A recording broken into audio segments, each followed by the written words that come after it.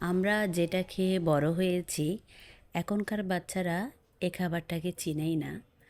ভিটামিনের নাম না জেনেও যে পাতাটা আমরা খেতাম, ওটাই হচ্ছে থানকুনি পাতা। থানকুনি পাতা ভেজে বা ভর্তা করে খাওয়া যায়। এটাকে আমাদের চট্টগ্রামের ভাষায় আদা গুনগুনি পাতা বলে। আমার ভিউয়ার্সদের মধ্যে যদি চট্টগ্রামের কেউ থাকে তাহলে বুঝতে পারবেন।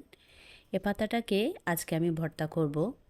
প্রথমে কিছুটা পাতা আমি খুবই মিহি করে কুচি কুচি করে কেটে নিলাম। এবার একটা প্লেটে দুটো শুকনো মরিচ, মরিচগুলো আমি হালকা একটু তেলে টেলে নিয়েছিলাম।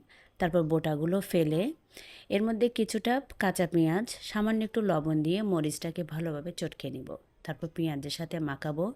পেঁয়াজটাকে ভালোভাবে মাখাতে হবে যাতে নরম নরম হয়ে যায়। যেহেতু পাতাটাকে আমি কাঁচা অবস্থায় ভর্তা করছি, তাই ভালোভাবে এটাকে কচলাতে হবে। তারপর কিছুটা সরিষার তেল দিয়ে পাতাটাকে ভালোভাবে মাখালেই রেডি। এবার গরম ভাতের সাথে এটা খেতে কিন্তু খুব ভালো লাগে। ঔষধি পাতা হিসেবে বাচ্চাদেরকে ট্রাই করে দেখতে পারেন।